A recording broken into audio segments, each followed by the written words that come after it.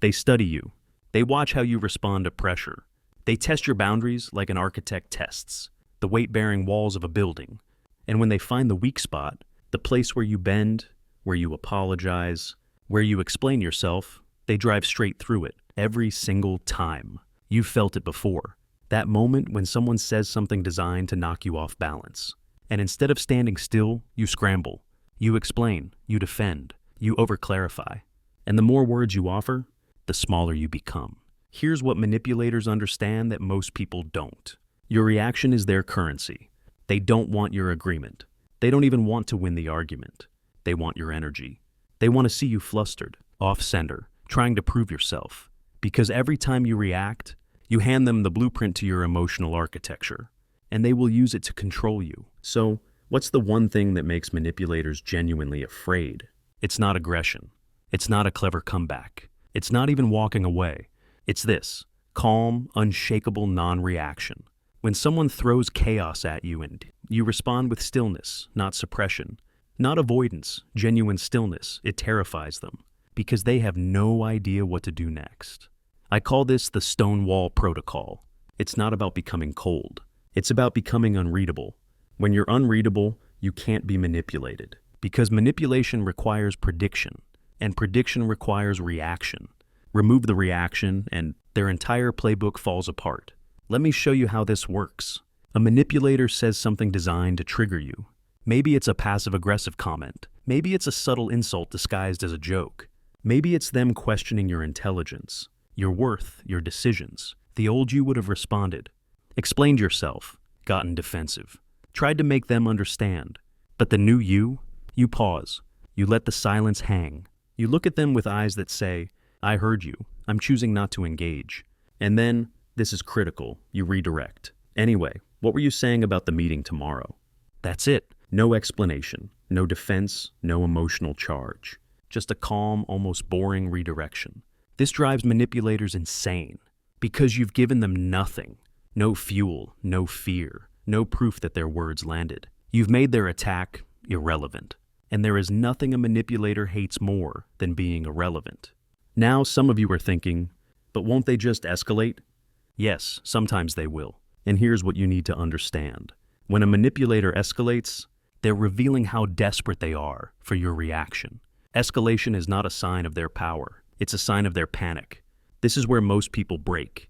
The manipulation gets louder, more aggressive, more personal. And your instinct screams, I have to respond now. This is too much. But this is exactly where you hold the line. Because if you weather the storm without flinching, something shifts.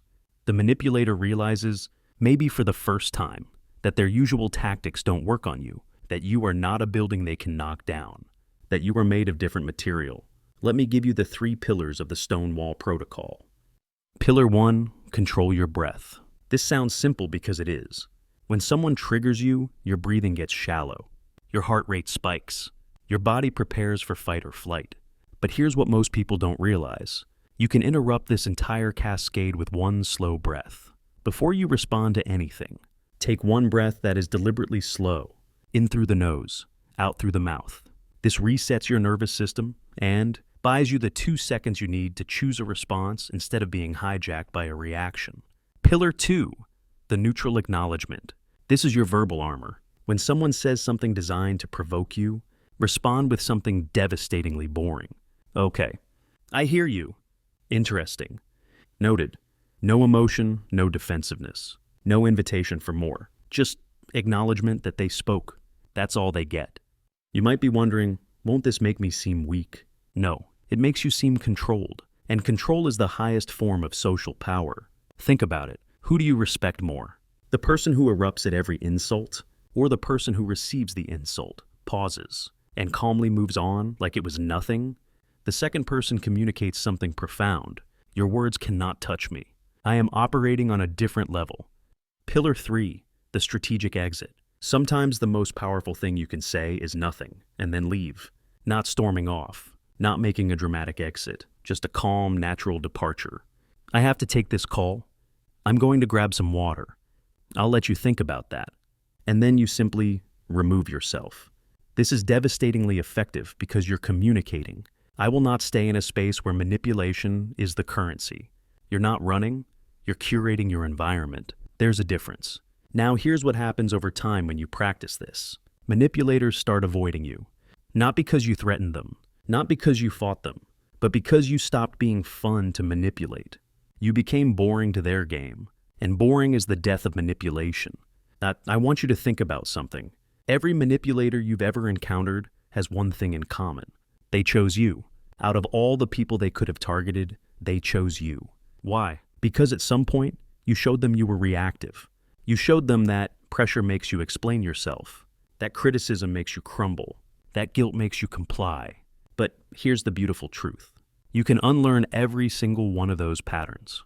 You can become the person that manipulators scan, assess, and then walk right past. Because they can tell, within seconds, when someone is not worth the effort. Your stillness becomes your shield. Your silence becomes your sword. Let me leave you with this. The greatest power you have in any social situation is the power to not react. Not the power to win, not the power to dominate. The power to simply remain unmoved. This is what it means to be an architect of your own psychology. You don't build walls to hide behind. You build foundations so solid that nothing can shake you. So, here's my challenge to you.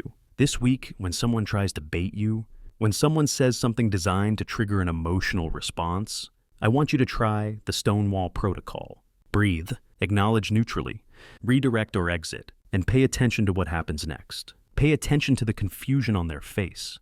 Pay attention to how differently they treat you afterward. Drop a comment below and tell me about a manipulator in your life. Don't use their name. Just describe the tactic they use. I read every comment and I'll reply to as many as I can. We're building something here. A community of people who refuse to be played. If this resonated with you, hit that like button.